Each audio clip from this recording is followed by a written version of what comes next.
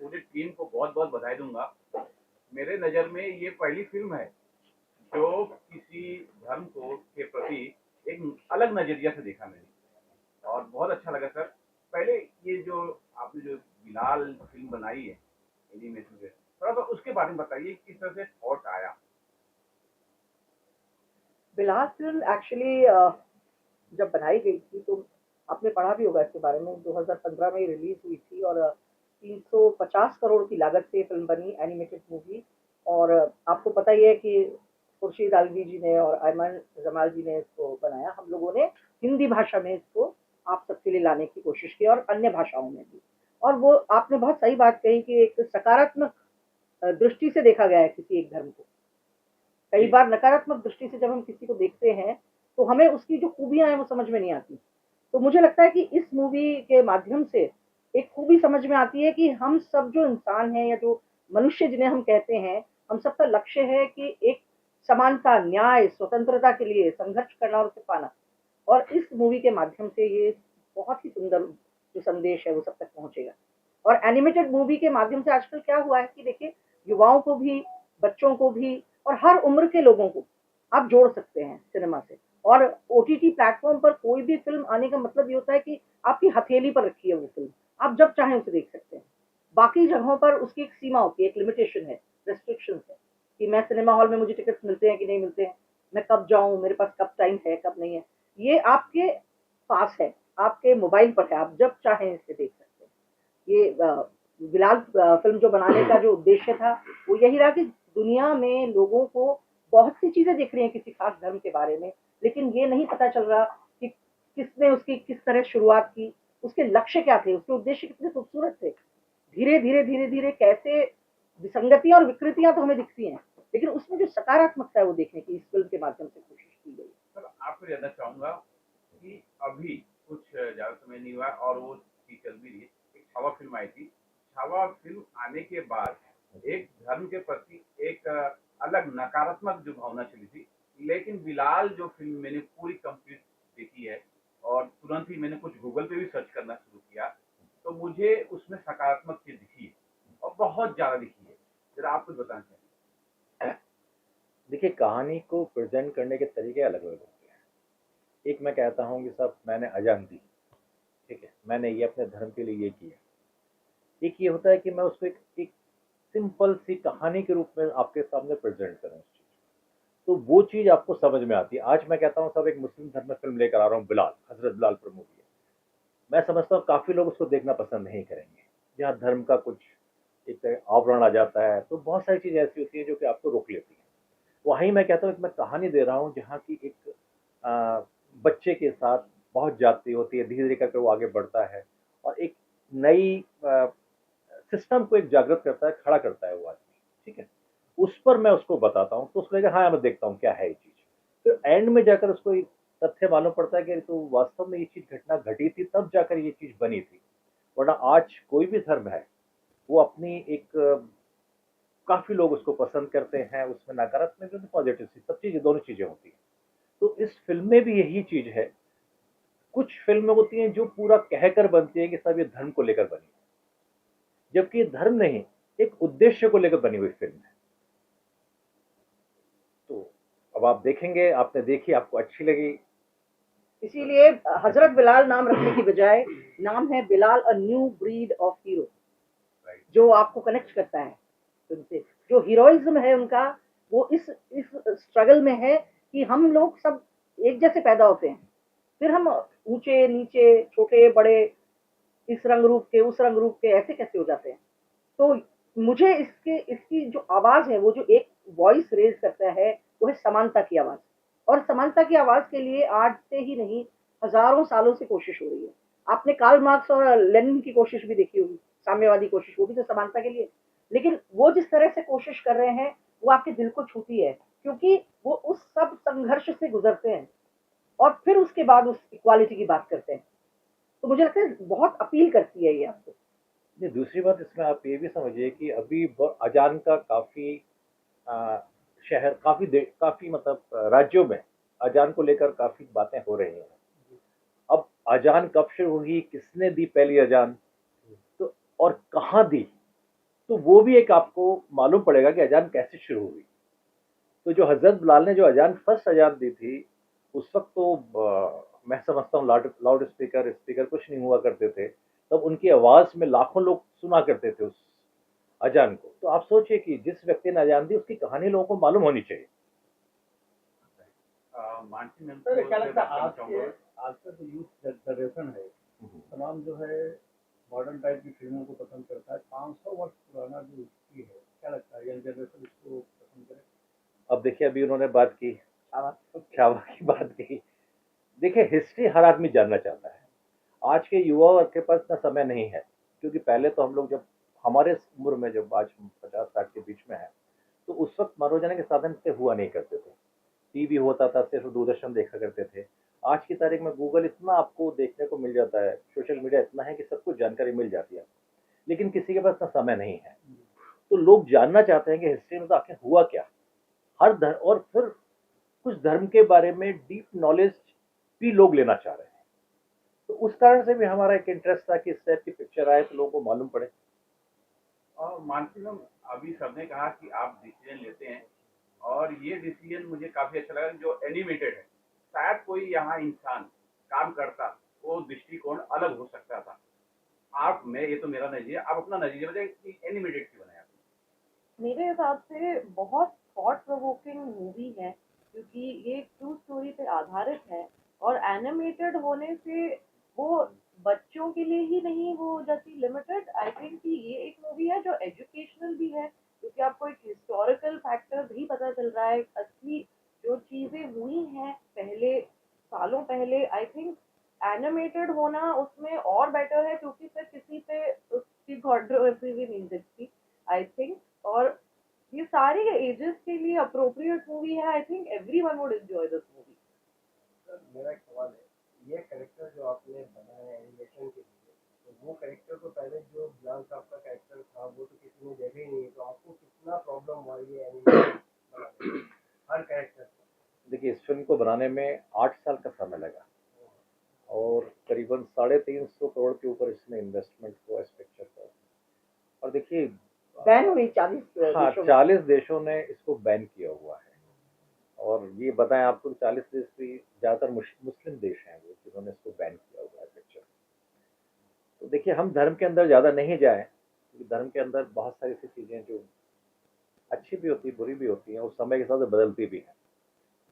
तो जब ये फिल्म बनाई गई तो बहुत सारी चीज़ें सोची गई, और फिर सोचने के बाद जब इसको लेकर आया गया तो फिर मार्केट का रिएक्शन भी देखा गया। यूएसए में बैन भी हो गई, इस पिक्चर को बैन कर दिया गया, फिर दोबारा कोर्ट में जाकर लड़ाई हुई, फिर वापस इसको रिलीज़ किया गया। बहुत सारी चीज़ें इसमें की गई, लेकिन इसकी खासियत ये है कि इसमें जितनी भी वॉइस आई हैं वो बहुत बड़े बड़े कलाकारों ने वॉइस दिए हैं इसमें। चिरंजीवी बताएंगे आपको कि कौन से कलाकार हैं जिन्होंने वॉइस दिए, जो बड़े बड़े स्टार हैं इंडस्ट्री के। इयन मैकशेन है, जिन्होंने जॉन विक में बहुत प्रथम रोल किया है, और भी कई, चाइना में कहना है, हाँ वो भी है। एक और है रॉड्रिगो है, जो अब इंडिया में वर्ल्ड फेमस है, एक और। एक और जिनके गाने सुन सुन के सब बड़े ही हुए, हमारी एज वाले। आपने जो सवाल किया कि ये आपने कैसे कैरेक्टर बनाया, वो देश देखिए, वो है कि वो एक अबिसिनियन मुल्क के गुलाम थे, और इथियोपिया और अबिसिनिया का क्या कनेक्शन है वो आप जानते हैं। तो एक अंदाजा हो जाता है कि उनके टीचर्स इस तरह के होंगे, बॉडी टाइप इस तरह का होगा। उस तरह से जो एनिमेशन करने वाले लोग थे उन्होंने वो कैरेक्टर डिसाइड किया। आपको ये जरूर लग सकता है कि वो जो है उतने डार्क नहीं लग रहे हैं, डार्क कॉम्प्लेक्शन के नहीं लग रहे हैं। तो क्योंकि वो अबिसिनिया मूल के थे, लेकिन वो वहां से ले जाए गए उनकी फैमिली बहुत समय पहले गुलाम बनाकर। तो वो जो कैरेक्टर है वो बड़ा ध्यान रखा गया है कि इस तरह का ही दिखना चाहिए। वो स्ट्रक्चर उन्होंने बड़ा सोच समझ के ही डिसाइड किया, और आई थिंक वो लग भी बड़े अपीलिंग रहे हैं स्क्रीन पे। सर, अब ये चीजें मुझे पूरी फिल्म ये जो देखने के बाद मुझे लगा शायद ये सिनेमा घरों में भी रिलीज हो सकती है। तो आप लोग का क्या इसमें रिएक्शन है, क्या विचार, इससे सिनेमा घर तक लेके जा रहे हैं, सिर्फ ओटीटी पे रख रहे हैं? अब मुझे तो लगता है कि चैनल प्रोड्यूसर ने इसे घर घर तक पहुंचा दिया है, सबकी हथेलियों में पहुंचा दिया है। तो सबसे पहले तो ये है कि किसी भी वक्त आप देख सकते हैं, लेकिन उनका कैरेक्टर इतना इंस्पायरिंग है कि वो बच्चों को, युवाओं को, या जो भी व्यक्ति असमानता के खिलाफ, एक एक अन्याय के खिलाफ संघर्ष करने की इच्छा रखता है, उसके लिए बड़ी इंस्पिरेशनल है ये मूवी, और वो किसी भी समय देख सकता है। आजकल देखिए बहुत संघर्ष का दौर है वैसे भी, अपनी आजीविका के लिए, अपने एजुकेशन के लिए, बाकी चीज़ों के लिए। तो ये मेरे को लगता है उन्होंने हथेलियों तक पहुँचा दिए तो बहुत अच्छा किया है। लेकिन हाँ, मौका मिला और हमारे प्रमोटर साहब की जो नोट हुई तो डेफिनेटली नहीं, नहीं, actually क्या है, सिनेमा हॉल किया। मास टीवी जब भी कोई सिनेमा बना रहा है या कोई कुछ भी बना रहा है, कंट्रोवर्सी में कैसे घुस जाता है सर? क्योंकि आपने कहा ये फिल्म भी जो है बैंड हुई, इसके अलावा मैं आजमगढ़ के बारे में भी बात करूँ, कभी भी कुछ कंट्रोवर्सी हुई थी, क्या रीजन है? लोग हमारे समझ नहीं हिंदुत्व पा में रहे हैं हुआ, या क्या हिंदुत्व में भी हुआ? बहुत हिंदुत्व में कंट्रोवर्सी, हुई। हिंदुत्व में हुआ हमारा, बुरहान में हुआ, बुरहान पिक्चर बनाई, उसमें हमारे जम्मू में शूटिंग को रोक दिया गया, हिंदुत्व में थिएटर को जलाने की बात हुई, ऐसी बहुत सारी चीजें हुई। और ये बिलाल को आप बता रहे हैं कि वर्ल्ड वाइड 40 कंट्री थोड़ा कुछ बता दे, क्या हो गया, क्या कारण है सर ये? हम तो विषय चुनते हैं, वो कंट्रोवर्सी अपने आप हो जाती है। हम तो अच्छे विषय चुनते हैं। देखिए कितने भाषाओं में आपका रिलीज की जा रही है? ये हिंदी में, इंग्लिश, मलयालम, तमिल, तेलुगु, मराठी और बंगाली में आ रही है। बांग्ला 30th मार्च, ईद पे। मतलब Sunday, ईद पे Sunday। रिलीज किया जा रहा है। थिएटर में तो कुछ बड़े स्टार की फिल्में आ रही हैं, ओटीटी प्लेटफॉर्म पे हमारे पास ये फिल्म आ रही है। और चूंकि एक्चुअली क्या है कि देखिए, ओटीटी पे लाने के कारण जो आप पूछ रहे थे, थिएटर में और ओटीटी में अंतर क्या है? देखिए, आज ओटीटी ऐसा है कि आप कभी भी इसको देख सकते हैं, जो अंजू जी ने भी कहा। दूसरा, कुछ हम लोगों का इन आने वाले समय में कुछ विचार है कि ये ज़्यादातर पब्लिक के पास पहुंच जाए। और आज की तारीख में आप जानते हैं थिएटर में बहुत बड़े चार्जेस होते हैं, बहुत बड़ी टिकटें होती हैं, टिकटें मिलती नहीं है, बहुत सारी चीज़ें। तो आप किसी मिशन को लेकर चल रहे हैं, किसी चीज़ को बताना चाह रहे हैं, तो आपको कोई ना कोई ऐसा प्लेटफॉर्म पकड़ना पड़ता है जो सस्ता हो, जो आसानी से लोगों के घर तक पहुंच जाए। तो इसलिए भी हमारा उद्देश्य था कि हम ओटीटी प्लेटफॉर्म पर लेकर आए। सिनेमा का सबसे बड़ा दर्शक और भोजपुरी है, 40 करोड़ लोग। इस भाषा में आप भोजपुरी में हमने इसको सोचा था, बट हमने हिंदी में भी है, तो आई थिंक भोजपुर में हिंदी भी काफी सबसे बड़ा चलती है। दर्शक वर्ग अभी जो भारत में राइट। पूरे वर्ल्ड वाइड वो भोजपुरी 40 करोड़ हुई है।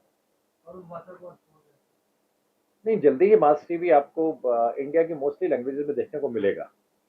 लेकिन सर्वप्रथम जो हमारे अभी 2 साल हमको मास टीवी को हुए हैं, तो सबसे पहले हमारा था हिंदी का सबसे ज़्यादा व्यूअरशिप होती है, तो हिंदी को पकड़ा जाए।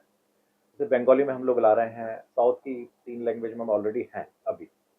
अब इसके बाद धीरे धीरे स्टेप बढ़ता जा रहा है। हमारे उस चैनल पर कुछ फिल्में हैं जो भोजपुरी में हैं। राइट। अगर आप देखें तो उसमें भोजपुरी में मूवी है हमारे उसमें चैनल के अंदर, जो हमने एक्सक्लूसिव भोजपुरी ही डब की हैं। और वो फिल्में भी छोटी नहीं है, करीबन 150-200 करोड़ की मूवी स्नेक 3 है, वो सिर्फ भोजपुरी पर है, जो हिंदी में नहीं लाए गए हम लोग उसमें। एक और सवाल होता है, जो लास्ट एंडिंग आपने दिखाया है, सभी लोग खड़े होते हैं और बिलाल कुछ बोलना चाह रहा है और वहीं स्टॉप हो, वो नियत बांधते हैं अजान अब वो की। नेक्स्ट पार्ट बनने वाला है या नहीं? अब ये तो दिख रहे हैं। और जी, देखिए, अभी तो सबसे पहले हम जो दर्शक हैं यहाँ के, इंडिया के दर्शक हैं, क्योंकि सार्क कंट्री में रिलीज हो रही है सब जगह, क्योंकि सार्क में हर जगह पर हम इसको रिलीज कर सकते हैं मूवी को। तो सर्वप्रथम हम देखते हैं कि यहाँ पर क्या रेस्पॉन्स आता है, क्योंकि कई फिल्में ऐसी होती हैं जो बहुत बड़े बजट की फिल्में होती हैं जिसको लोग पसंद नहीं करते, बहुत छोटी फिल्में होती हैं जो सक्सेस है। अब ये कहानी हमको अच्छी लगी, अब हम चाहते हैं दर्शकों को अच्छी लगे, लोग देखें इसको, चर्चा करें इसके बारे में, जैसे अभी कुछ फिल्मों की चर्चा काफ़ी हुई है। और दूसरा सबसे बड़ी बात क्या है कि अभी तक आपने देखा होगा कि ईद पर जो भी फिल्में आई हैं, जिन भी बड़े स्टार कास्ट की फिल्में आई हैं, वो या तो लव स्टोरी हुई या कोई एक्शन ड्रामा हुआ, ये पहली बार ऐसा हो रहा है कि ईद के दिन एक धर्म विशेष की फिल्म आ रही है। क्योंकि हम कहते हैं सब इसका ईद पर रिलीज है, इसका दिवाली पर रिलीज है, अब वो कभी धर्म को या किसी त्योहार को लेकर रिलीज नहीं हुआ। एंटरटेनमेंट का उसमें थोड़ा ज़्यादा। तो अभी कुछ लोग मुझसे पूछ रहे थे कि इन दोनों में, आप सिकंदर भी आ रही है, आपकी भी आ रही है, दोनों में क्या कंपेरिजन? वो दोनों डिफरेंट जॉनर है। सर जब भी ना कोई धार्मिक टाइप की फिल्म आती है, उसको प्रमोट करने के लिए जिस संस्था के साथ लोग जुड़ जाते हैं, जैसे बिलाल आई है, अगर ये मैं नहीं जानता, मैं धर्म के बारे में विशेष जानता भी नहीं, अगर उस मतलब ये जानता हूँ कि हाँ मौलवी होते हैं, मौलाना होते हैं, अगर उनको अगर दिखाया जाए फिल्म, तो शायद ये बड़े पैमाने पे ये जा सकती है। क्या ऐसा कुछ करने की आप लोगों ने योजना की? हमने तो फिलहाल ऐसी कोई योजना इसलिए नहीं रखी है। देखिए, हम इसे एक यूनिवर्सल फिल्म के रूप में देख रहे हैं। हम जो इसके मैसेज को समझ रहे हैं वो एक यूनिवर्सल मैसेज है। इसे अगर हम किसी धर्म विशेष के साथ जोड़ देंगे ना तो फिर उसमें फिर बहुत सारी तब्दीली भी वो डिमांड कर सकते हैं। कई बार ये होता है कि फिर दूसरे धर्म के लोग कहेंगे कि नहीं साहब ये तो धर्म विशेष की है, हम तो नहीं देखेंगे इसे। और जबकि इसका मैसेज इतना खूबसूरत, इतना यूनिवर्सल है, it should go to everyone, it should go to everybody, चाहे वो किसी भी धर्म का हो। मेरा एक सवाल है, जैसा कि आपने कहा कि मास्टर इसके पहले जो भी जिन मुद्दों को लेकर फिल्में बनाए बहुत सेंसिटिव और हिस्टोरिकल मुद्दे होते हैं, तो क्या आप लोगों ने एक संकल्प लिया है कि सिर्फ सेंसिटिव और हिस्टोरिकल मुद्दे पे ही फिल्म बनाएंगे? देखिए, नाम ही मास्क है। मास्क उतारना है हमको इस समाज का। समाज में बहुत, देखिए अगर आप उसका टाइटल सॉन्ग सुनेंगे, उस टाइटल सॉन्ग तक में हमने क्या रखा है कि हर व्यक्ति अपना एक मास्क लेकर बैठा हुआ है कि मेरा मास्क मेरी पत्नी के साथ एक अलग मास्क है, दोस्तों के साथ अलग है, अलग जगह पर जहाँ जाता हूँ मैं अलग अलग मास्क पहनकर बैठता हूँ। मैं उन मास्क को उतारने की हम कोशिश कर रहे हैं। ज़्यादातर फिल्में इसी और ज़्यादातर ऐसा नहीं कहेंगे हम, देखिए हर चैनल में मूवी आती है, अच्छी मूवी आती है, महंगी भी आती है। कॉन्सेप्ट कुछ मतलब मास्क खोलना है हमको, अच्छी चीज़ें जो चीज़ छुपी हुई हैं उनको हम लेकर आना है। क्योंकि जब जब हम फिल्म लेकर आते हैं तो हमारे सबसे पहले चैनल से फाइट यही होती है सबसे पहले कि वो कहते हैं यार इसको रिलीज करेंगे, कभी कोई धर्म वाले आ जाए, कभी तोड़ फोड़ करेंगे, कभी कुछ करेंगे, लेकिन हम उन सब चीज़ से अलग हैं। जिस चीज़ को बोल्डनेस से लेकर आना है हम उसको लेकर आएंगे। उसमें ऐसा नहीं है कि सब किसी ने हमको रोका तो हम रुक जाएंगे, उसमें नहीं। चाहे देखिए हमारे चैनल के अंदर आप हिंदुत्व देखेंगे जो बिल्कुल हिंदुत्व को लेकर है, कि जहाँ हिंदुत्व की बात हो रही है, कश्मीर समस्या को और बहुत वैसा। वहीं आप बिलाल को देखिए, वहीं बुरहान को देखिए, जहाँ बुरहान को आतंकवादी का एक पूरा रूप दिया, उसका हमने दूसरा चेहरा भी दिखाया। उसके अंदर बहुत सारी चीज़ें ऐसी हमारे चैनल के अंदर। एक हमारे सबसे पहले ट्रांसजेंडर्स का शो आया था, प्रोजेक्ट एनजे, जो मानसी जी ने डायरेक्ट भी किया था। उसमें ट्रांसजेंडर्स को जहाँ हम सड़कों पर भीख मांगते हुए या उनको वैश्यावृत्ति करते वैसे रूप में पहचानते हैं, वहीं उन्होंने उसको एक बहुत सुंदर माहौल में, एक सुंदर ब्यूटी के रूप में प्रेजेंट किया। इसकी वर्ल्ड वाइड तारीफ की गई, सबसे ज़्यादा रेटिंग मिली उसको। तो मतलब हर चीज़ आपको एक डिफरेंट जॉनर में देखने को मिलेगी इसके अंदर। तो आने वाले समय तो बहुत सारी चीज़ लेकर आ रहे हैं हम लोग जो और भी इंटरेस्टिंग होंगी। मानसिक नया और क्या प्रोजेक्ट लेके आ रहे हो? प्रोजेक्ट एंजल मैंने देखा था, एक बहुत अलग स्टोरी है, ठीक है। उसके बाद ये भी मैंने बिलाल देखा, आजमगढ़ देखी है। नया प्रोजेक्ट क्या आ रहा है, नया हंगामा क्या करने वाला है? प्रोजेक्ट एंजल सीजन 2 तो सबसे पहले प्रायोरिटी में है अभी मेरे, और 2-3 सीरीज अभी मैं इन द वर्क्स हैं मेरे लिए। I want to do some nice short series and all, पर अभी के लिए I am allowing Mass TV to do their job and I am allowing them to get me more She's content. asking on Mass TV's content. Mass TV content का पूछा था। Did you face any opposition when at any stage when making this film? Please pardon, I don't understand. Please tell me. Film gives an anti-slavery Yeah. message. Exactly. So did you face any opposition at any stage while making this film? When this film was being made, actually, there was an opposition by 40 countries. Actually, they didn't want this film to voice against this slavery or this thing. No, it is an old history, they said, and why you're trying to show this kind of a negative history about us? That is why it was banned. Fortunately, You got it? Mass TV has not Yeah. faced any opposition. No, we Because didn't, we but are a no, but this film, movie exactly.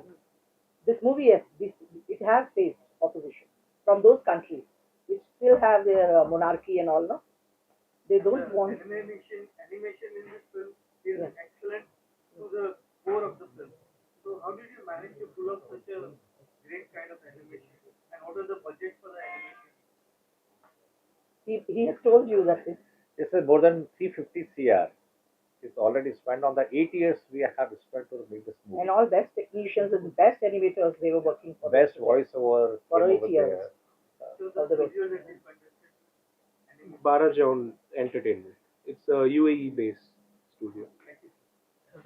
ये Islamic movie है जैसे आपने कहा, और इस्लाम में एक बहुत बड़ा नाम है हजरत अली, लेकिन हजरत अली का सर एक ही सीन रखा आपने, ऐसा क्यों? ये बेसिकली हजरत बिलाल को हम ज्यादा उनके नहीं, ऊपर तो concern- समझ में आ गया कि हाँ, हजरत बिलाल के concern POV थे। से है, लेकिन उसमें सिर्फ एक ही सीन नेक्स्ट मूवी का इंतजार कीजिए, हो सकता है वहाँ कोई ना कोई स्टेटमेंट। आप देखिए ना, नियत बांधी उन्होंने और वहाँ पर रोक दिया गया है, तो कुछ तो है कुछ आगे। भूख आप में रही ना उसके लिए कि नेक्स्ट में मैं देखूं आगे क्या होता है। तो फिल्मों में तो पार्ट चलते हैं एक के बाद एक। तो थोड़ा वेट कीजिए आप, थोड़ा वेट कीजिए।